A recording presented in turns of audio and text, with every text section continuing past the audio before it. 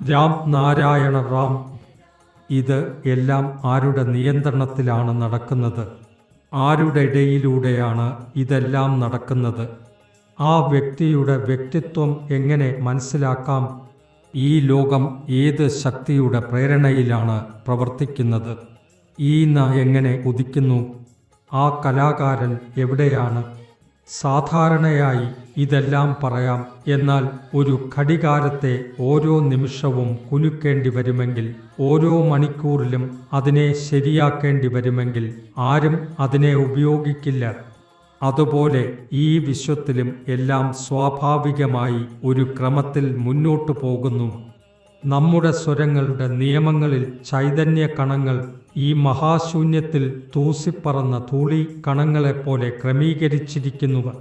അവ ചെറുതായിരുന്നാലും പ്രചോദനത്തിൻ്റെ വ്യത്യാസത്തിലൂടെ ഭൂമി, സൂര്യൻ, ഗ്രഹങ്ങൾ ആയി വളരുന്നു. വാസ്തവത്തിൽ അനേകം കണങ്ങൾ ഒന്നിച്ചു ചേരുമ്പോൾ ഭൂമി ഉണ്ടാവുന്നു. അനേകം മണൽകണങ്ങൾ ഒന്നിച്ചു ചേരുമ്പോൾ ഒരു ദേശം രൂപപ്പെടുന്നു.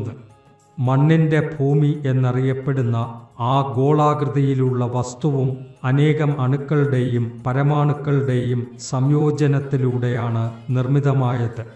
മണ്ണിന് അതിൻ്റെ സ്വന്തം രൂപം ഇല്ല. അതിൽ ജലമുണ്ട്, വാതകങ്ങൾ ഉണ്ട്, അഗ്നിയുണ്ട്. ഇതെല്ലാം സൂര്യനിൽ നിന്നേ വരാൻ കഴിയൂ.